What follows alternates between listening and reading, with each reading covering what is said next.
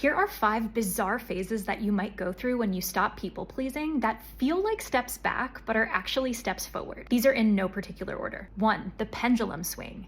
After years of overgiving and burnout, you promise yourself you will never do that again. So your pendulum swings from overgiving with no boundaries to giving nothing with rigid walls. Instead of overextending yourself, you avoid any inconvenient commitment. Instead of tolerating all sorts of unhappy relationships, you end any relationship that contains even the slightest dissonance. Here's the good.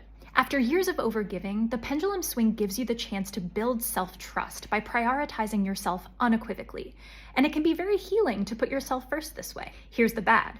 The pendulum swing is an overcorrection that can be great for your self-relationship, but understandably cause damage to your relationships with friends and family. Phase 2, the hermit phase. In this phase, you are totally burned out, whether from people-pleasing or from having lots of new hard conversations about your boundaries, and so you withdraw from the world for a while, eager for the calm and absence of conflict that comes from spending time in your own company. Here's the good. When the hermit phase is temporary, it can be a valuable opportunity to reconnect with yourself, reduce distractions and triggers, and rest for a while. Here's the bad. Connection and community are core human needs, and if the hermit phase goes on for too long, it can easily become hyper-independent isolation. Phase 3, the even more annoyed than before phase.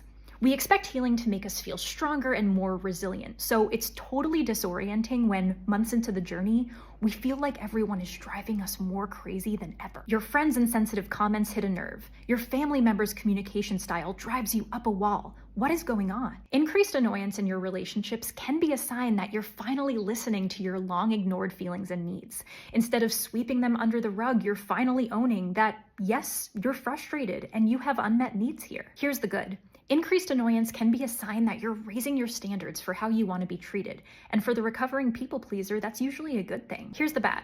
It's important to remember that behavior that doesn't align with your needs isn't always mistreatment. If we're not careful, we can begin to see ourselves as victims, feeling personally attacked by natural mismatches in needs, desires, and communication styles between people. For the last 2 phases, the I don't want the life I built phase and the I'm the problem cascade phase, check out the free article at the link in my bio.